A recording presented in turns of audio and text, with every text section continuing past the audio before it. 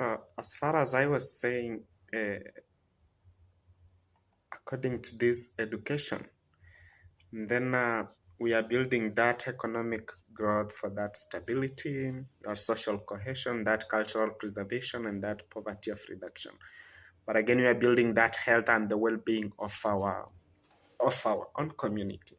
And we are when through this education, then we education builds an individual generally to have that better health and break cycles of poverty with with that more hourly of schooling to the global.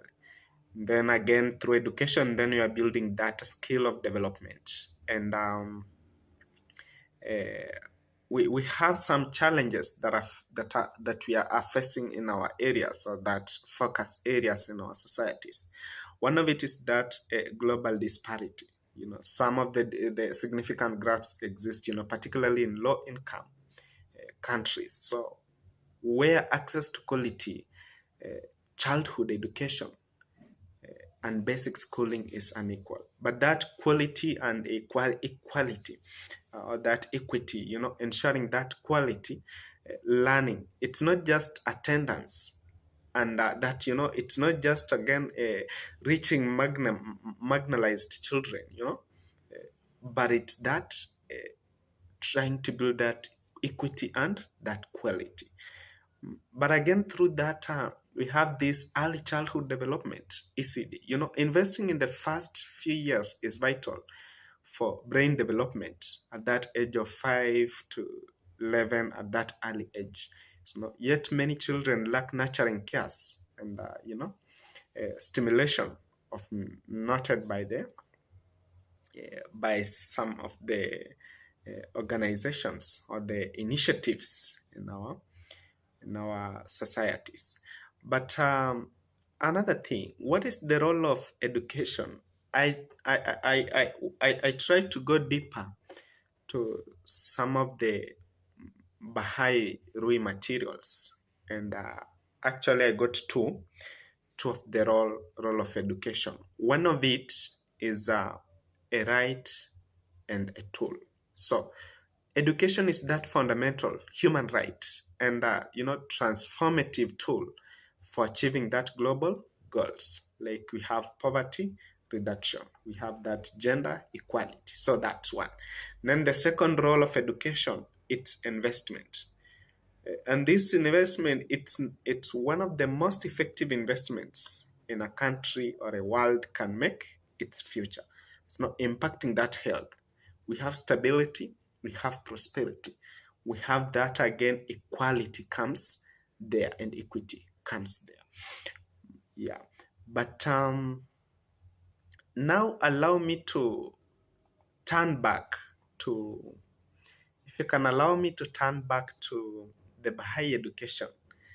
And the other day we were talking, when we were with Mr. Gaylord, we were talking about this education, the spiritual education for children. And we were specifically that the Baha'i spiritual education for children, it's there not only for the Baha'i children, but for everyone who belongs in a society. And I believe that every one of us comes from a society. So when we belong from a society, then it means we have to take this education seriously. And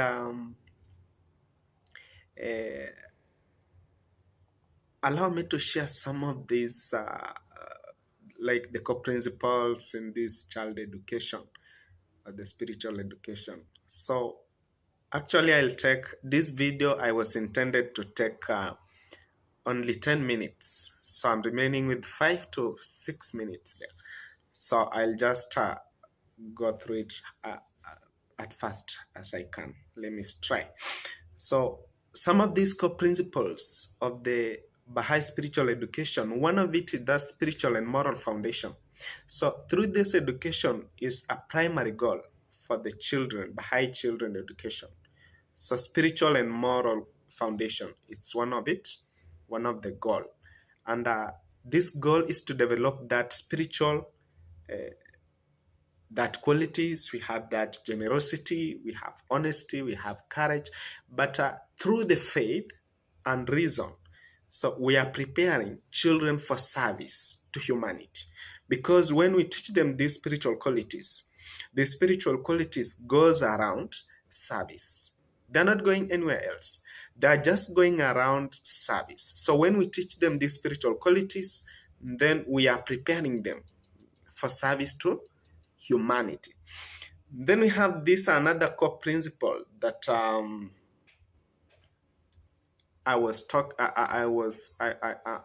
talking about. It's this universal and obligatory. So it seems like education is that fundamental duty for all, and it's not a privilege. With the with Baha'u'llah making it compulsory for both boys and girls. So this education, it's not only for one gender, but it's for general, all of them. So it's not a privilege, but it's Baha'u'llah made it to be compulsory. But if you could say it is a privilege, it could be meaning that only boys are allowed or only girls are allowed. But here it means that everyone, both boys and girls, and it's compulsory for them to get that education. Through this spiritual education, they are able to know what are their talents. They set their goal, how they can insert their efforts to achieve that goal. But then we have this another core principle that I wanted to talk about. It's now this one now goes back to the parents. You have this parental duty, and this parental duty, parents are seen as the first educators. So parents are the first educators, especially mother. So with mothers, especially, crucial in how do we say, to instill. So yeah, instilling that good morals from infancy. It's the role of a mother, and and even the fathers. The fathers again. So even fathers should learn to be like mothers, because mothers are the first educators, and when mothers are taking care, or when they are teaching the children, they are teaching the children because of their love, but not because they want something in the future. But they are teaching the children because of their love. But another role is that of holistic development. So this all these spiritual educations now combine that literacy, sciences, arts, the spiritual virtues, to transform individual and the society. So it's through this education now it brings them to that. It develops it's developed their spirit, at a high level now, from the level that they were to at a high level. So it uplifts them. It creates in them that holistic development inside them. But we have these, some of the people are asking then, through this Baha'i education, what are some of the activities, or what are some of these practices that they do? One with the children, with the Baha'i education for children, we normally call it children's classes. And these children's classes, they are led by the community. And and when they are led by the community, so the classes, focuses on the spiritual themes. On the other side, they use the stories. We have songs, we have arts, we have games to teach that virtues. But when you look on the other side, then it creates in them that foundation for future community building. So all these, those are some of the activities or the practices that they do in the children's classes. As I said, like in terms of the games, when children are playing the games, we have some games that the children usually play. So when they play these games, then it means that game must help them to learn that virtue that they have been taught by the teacher from that lesson of that day. If it's all about generosity, then the game must be referring to generosity. If it's all about humility, again, the game must be referring to that humility, you know. But again, if it's all about, honesty, again, the game refers to that.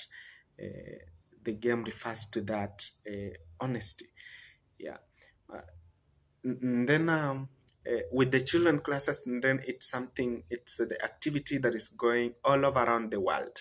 It's a worldwide activities. So actually the Baha'i communities offers these activities for free, and they are regular. So they offer these activities for free. Children's classes, they usually being done in a community or in a local neighborhoods. So, and these classes are designed to provide that nurturing, environment where children can learn how to identify and develop their spiritual qualities, and how to memorize and understand prayers and these Baha'i writings. But again, how to learn, to distinguish good from bad, and make that moral choices with them. But at the same time, they learn how to develop skills for communication, because these are some of the things that they learn from there, how to develop their skill of communication. We have that social interaction. So you can't just say that because my child, I'm educating him or her well, I don't want him or her to interact with the children from my neighbor. No. Allow these children to interact together. When they interact together, they exchange their thoughts. And when they are exchanging their thoughts, and then there's something they are learning from each other.